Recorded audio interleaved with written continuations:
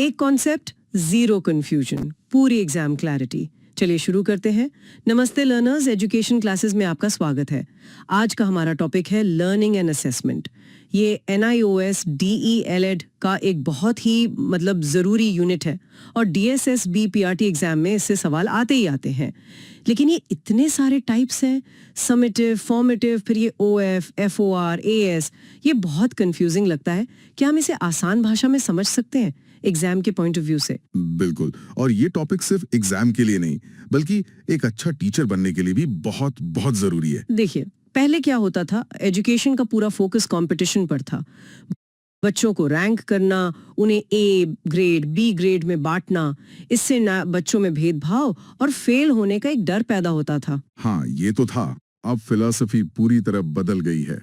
Focus teaching centred से learning centred हो गया है। हमारा मानना है कि अगर सही सपोर्ट मिले तो हर बच्चा सीख सकता है, ऊंचे स्टैंडर्ड्स हासिल कर सकता है। इसीलिए असेसमेंट का मकसद अब कंपटीशन नहीं बल्कि इम्प्रूवमेंट है। इम्प्रूवमेंट, सही कहा। और इसी इम्प्रूवमेंट को समझने के लिए हम आज असेसमेंट के 3 पिलर्स यानी 3 स्तंभों पर गहराई से बात करेंगे।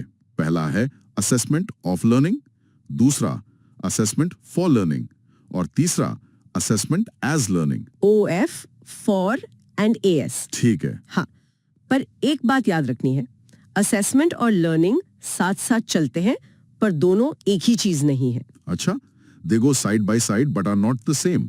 ओके, तो सबसे पहले बात करते हैं असेसमेंट ऑफ लर्निंग की।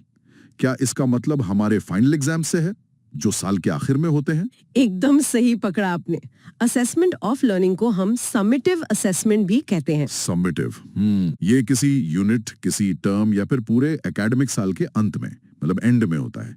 इसका मकसद है बच्चे की उपलब्धि अचीवमेंट को मापना, उसे ग्रेड्स देना और ये फैसला करना कि उसे अगली क्लास में प्रमोट किया जाए या नहीं। जैसे हमारे एनुअल एग्जाम्स या बोर्ड एग्जाम्स। बिल्कुल। और इसका पूरा फोकस सीखने के प्रोडक्ट पर होता है, प्रोसेस पे नहीं।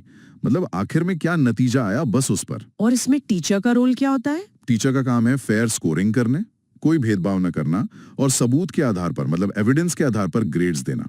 और स्टूडेंट का रोल काफी पैसिव होता है, वो बस टेस्ट देता है। ठीक है, तो ऑफ लर्निंग तो हो गया फाइनल रिजल्ट, लेकिन असली लर्निंग तो पढ़ाने के दौरान होती है। उस प्रोसेस को बेहतर बनाने के लिए कौन सा असेसमेंट है? बहुत अच्छा सवाल। यहीं पर आता है हमारा दूसरा स्तंभ, असेसमेंट फॉर लर्निंग, जिसे हम फॉर्मेटिव असेसमेंट कहते हैं। अच्छा, फॉर्मेटिव। हाँ, ये पढ़ाने के दौरान ड्यूरिंग टीचिंग होता है। ये लगातार होता है, कंटिन्यूअस और बार बार। इसका मकसद ग्रेड देना नहीं बल्कि लर्निंग को इम्प्रूव करना है, बच्चों को तुरंत फीडबैक देना। तुरंत फीडबैक, ये जरूरी है। बहुत जरूरी। और जरूरत पड़ने पर टीचर को अपनी पढ़ाने की स्ट्रैटेजी बदलने में भी ये मदद करता है। आप सोचिए, अगर फीडबैक फाइनल एग्जाम तक रुका रहा तो सुधार करने में तो बहुत देर हो जाएगी। हाँ, फिर तो कोई फायदा ही नहीं। सही बात। इसके 2 फेज होते हैं। 2 फेज। हाँ, पहला है डायग्नोस्टिक असेसमेंट। ये पढ़ाना शुरू करने से पहले किया जाता है। पढ़ाने से पहले? क्यों? इसका लक्ष्य है बच्चे की पुरानी जानकारी, प्रायर नॉलेज, और जो कमियां हैं, जो गैप्स हैं, उनको पहचानना। जैसे मान लीजिए आप भारत के राज्य पढ़ाने जा रहे हैं, तो उससे पहले आप ये चेक कर सकते हैं कि क्या बच्चे को एटलस देखना आता भी है या नहीं। अच्छा, ताकि हमें पता चले कि शुरू कहां से करना है। एग्जैक्टली। और दूसरा फेज है फॉर्मेटिव असेसमेंट, जो पढ़ाने के दौरान होता है। इसका लक्ष्य है बच्चे की लर्निंग को ऑब्जर्व करना, गलतियों को पहचानना और सुधार के लिए मदद करना, जिसे हम रेमिडिएशन कहते हैं। इससे टीचर को अपना अगला कदम प्लान करने में मदद मिलती है। फीडबैक देना बहुत जरूरी है, ये तो समझ आ गया, पर सही फीडबैक देने का तरीका क्या है? क्या सिर्फ गुड या बैड लिख देना काफी होता है? बिल्कुल नहीं। एक अच्छा फीडबैक देना एक कला है और एग्जाम में इससे जुड़े सवाल जरूर आते हैं। इसके कुछ कंस्ट्रक्टिव रूल्स हैं। पहला, फीडबैक टाइमली होना चाहिए, समय पर, इंतजार नहीं करना है। दूसरा, स्पेसिफिक होना चाहिए, विशिष्ट। सिर्फ गुड या बैड नहीं कहना है, बताना है कि क्या अच्छा था। और तीसरा, डिस्क्रिप्टिव हो, वर्णनात्मक, सुधार पर फोकस करे। ठीक है। और लिखने का कोई खास तरीका, जैसे हम कॉपी चेक करते हैं तो? हाँ, लिखते समय सिर्फ लाल क्रॉस लगाने से बचना चाहिए। एक बहुत अच्छी मेथड है जिसे सैंडविच मेथड कहते हैं। सैंडविच मेथड, ये क्या है? इसमें आप पहले बच्चे की तारीफ करते हैं, कुछ जो उसने सच में अच्छा किया हो, फिर आप बताते हैं कि कहाँ सुधार की गुंजाइश है और आखिर में उसे एक पॉजिटिव गाइडेंस देके खत्म करते हैं। मतलब प्रेज, फिर करेक्शन और फिर गाइडेंस। वाह, ये तो बहुत अच्छा तरीका है। मतलब बच्चे की ताकत का भी जिक्र करना जरूरी है। बहुत जरूरी है। इससे बच्चे का आत्मविश्वास बना रहता है। ठीक है, हमने टीचर के रोल को तो समझ लिया, लेकिन इसमें स्टूडेंट का क्या रोल है? क्या वो सिर्फ एक पैसिव लर्नर ही बना रहेगा जो बस फीडबैक लेता है? यहीं पर तीसरा और सबसे एडवांस स्तंभ आता है, असेसमेंट एज लर्निंग। ये सबसे ज्यादा स्टूडेंट सेंटर्ड है। Assessment as learning. हाँ, इसका मुख्य विचार ये है कि इसमें स्टूडेंट खुद अपनी लर्निंग का मालिक बनता है। वो सेल्फ मॉनिटर बनता है, सेल्फ रिफ्लेक्टर बनता है और सेल्फ इंप्रूवर बनता है। मतलब स्टूडेंट यहाँ ड्राइवर की भूमिका में है। बिल्कुल, वो पूरी तरह से अपनी लर्निंग को चलाता है और अपने लक्ष्य भी खुद तय करता है। और एग्जाम के लिए एक बहुत जरूरी पॉइंट है metacognition. Metacognition. Thinking about thinking. हाँ। थिंकिंग अबाउट थिंकिंग ये हमेशा असेसमेंट एज लर्निंग से जुड़ा होता है। जब भी सवाल में मेटाकॉग्निशन आए तो जवाब असेसमेंट एज लर्निंग ही होगा। और ये काम कैसे करता है क्लास में? इसमें स्टूडेंट सेल्फ असेसमेंट और पीयर असेसमेंट का इस्तेमाल करता है। मतलब वो खुद के काम को जांचता है या फिर अपने सहपाठियों के काम को जांचकर उन्हें फीडबैक देता है।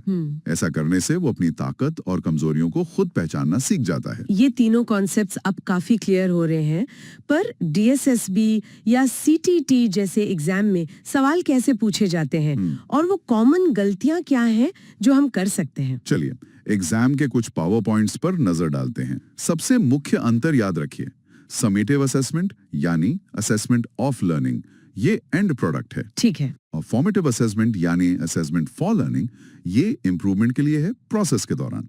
एक और अंतर डायग्नोस्टिक पढ़ाने से पहले गैप्स पता करने के लिए होता है और फॉर्मेटिव पढ़ाने के दौरान इम्प्रूवमेंट के लिए। बिल्कुल।